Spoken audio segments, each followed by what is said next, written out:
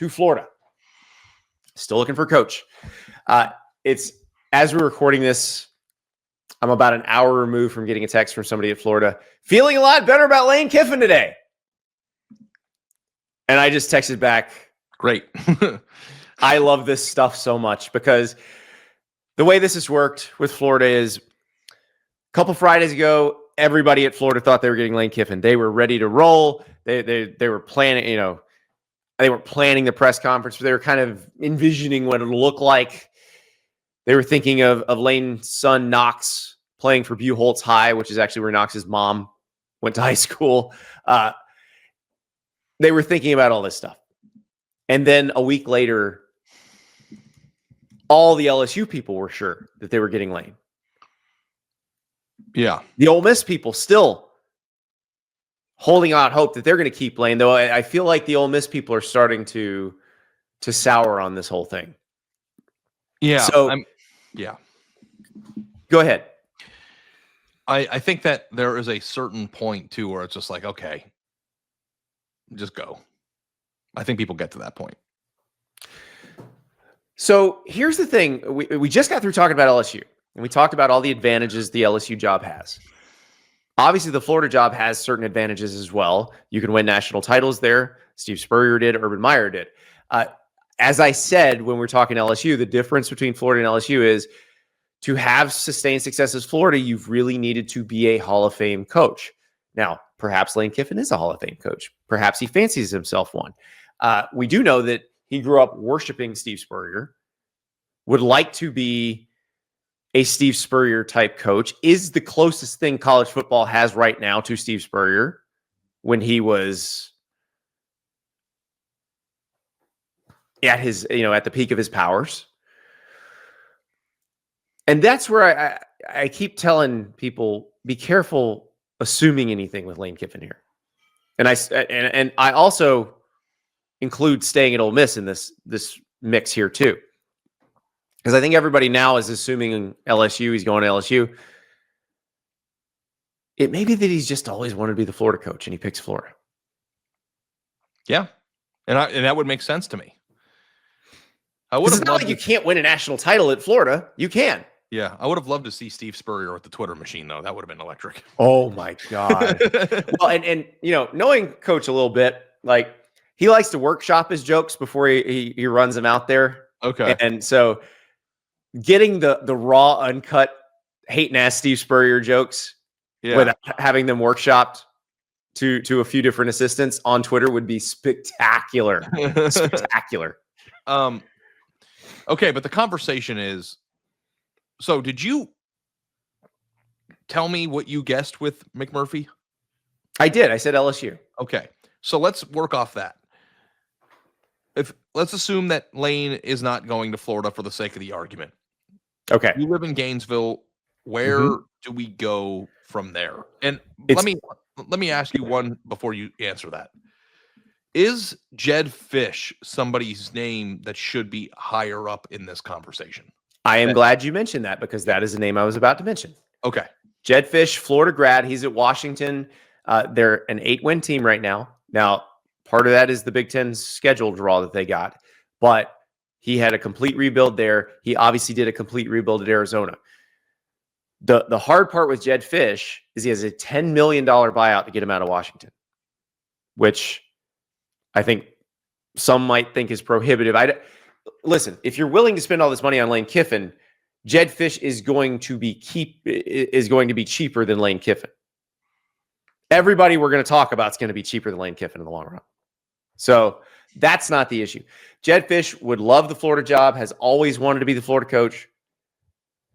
He wears a visor. I think if he wears a visor, he'll talk some shit.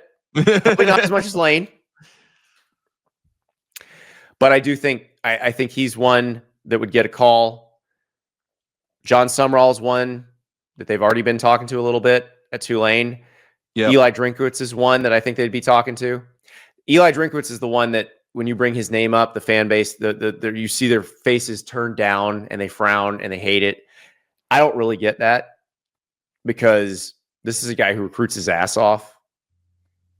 and seems to do everything he can to put his program in the most advantageous position, like lobbied the state legislature to change laws so that he could sign better players at Missouri and wins games at a higher clip than Missouri's supposed to win games and recruits better than Missouri's supposed to recruit. Like, I feel like Eli has been your candidate from the beginning. Like if you were in charge. Not really, because like I would take like Jed Fish or Eli Drinkwitz, I think would both do very well.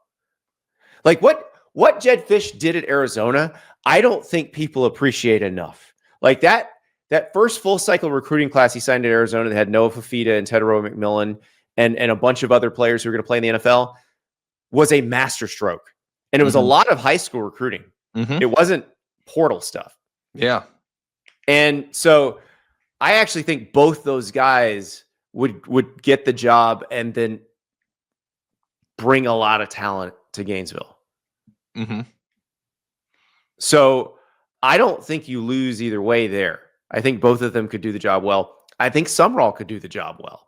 I think it would be hard for them to hire another group of 5 coach after Billy Napier. But you know me. I hate the whole, we can't hire the guy that's like the last guy we hired. Everybody's different. Every situation's different. Like there's a reason Auburn's all over John Sumrall. There's a reason if Lane leaves Ole Miss, they're going to be all over John Sumrall. Yeah. So. And he's a handsome man. That helps. He is a handsome man. Being a handsome man helps. Well, listen, understanding the league, understanding the environment you're in also helps. John Sumrall played at Kentucky. He's been an assistant at Ole Miss.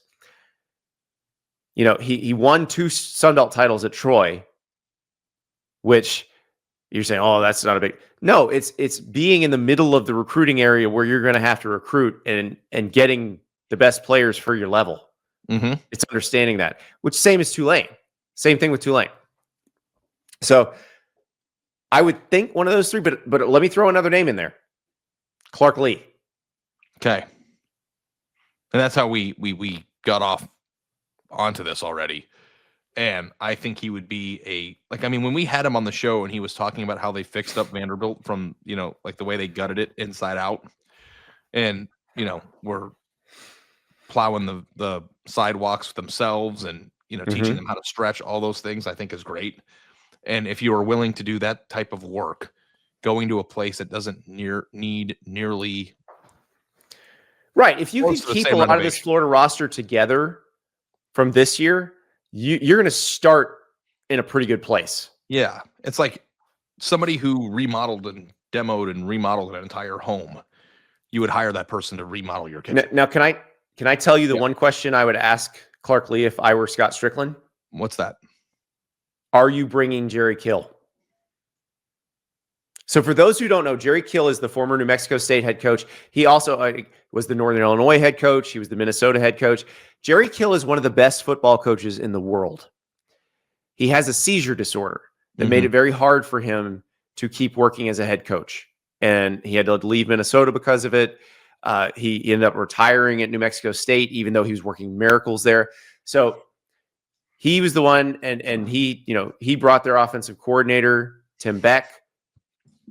Tim Beck was the guy they hired at Vanderbilt from New Mexico State to be the OC. That connection brought them Diego Pavia.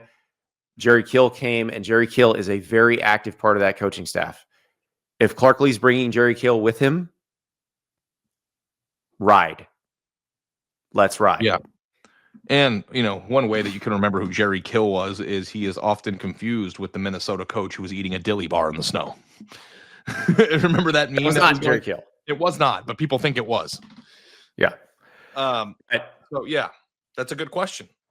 Yeah, it's the question I'd ask. Like it would be a very important question that I need the answer to, because as good of a job as Clark Lee has done at Vanderbilt, Jerry Kill has been there for all the good stuff.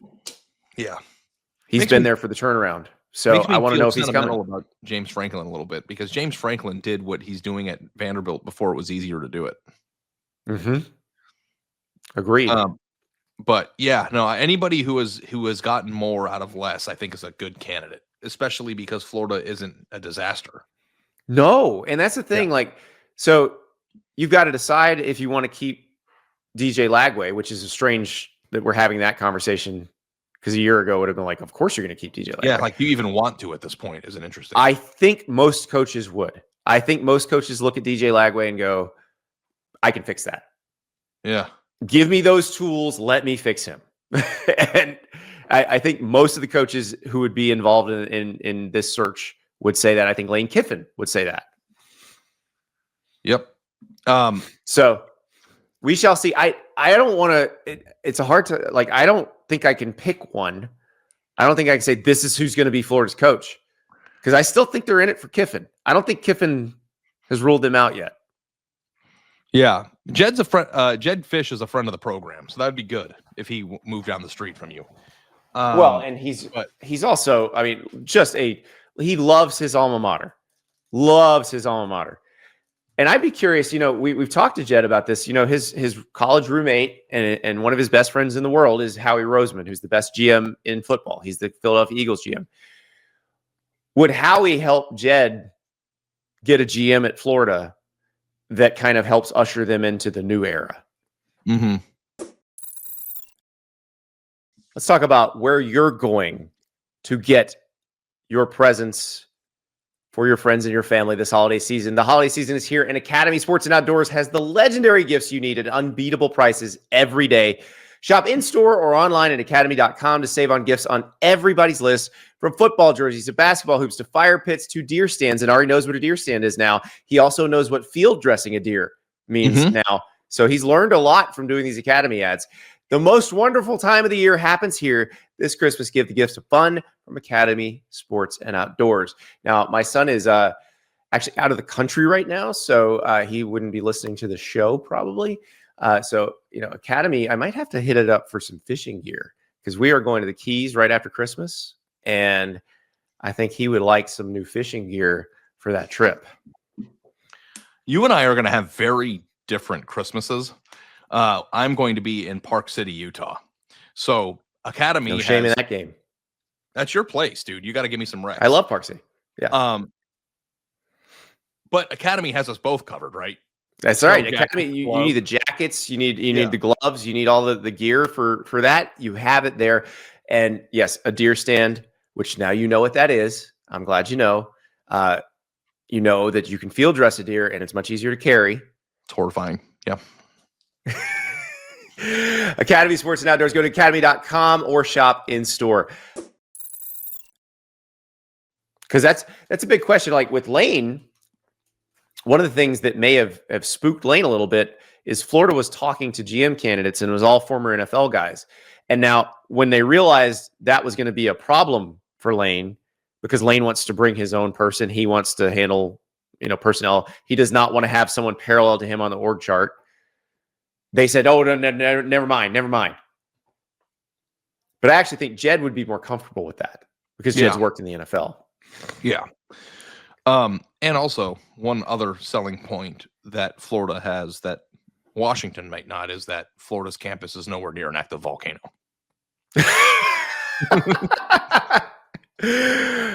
Jed's not worried about that. We asked him. I know. He's not concerned about the volcano. Yeah. But we get hurricanes, so there's that.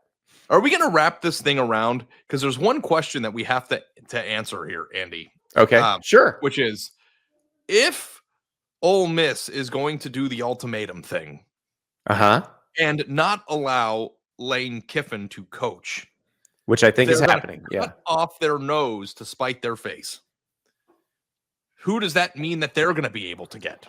Because if you're going to kick your coach out of your playoff run, it better be. Well, that's not gonna prevent them. Every coach is going to look at what Ole Miss has done from a personnel standpoint, the system they have set up with Walker Jones and the Grove Collective, and they're going to want to go there. And no, I know, but if you're doing it from a timing aspect, because your whole thing is, well, Ole Miss has to have an answer, or Well, I think they would go after John Sumrall, which would really affect the Auburn search, because I think John Sumrall and Auburn are headed for headed for a union here.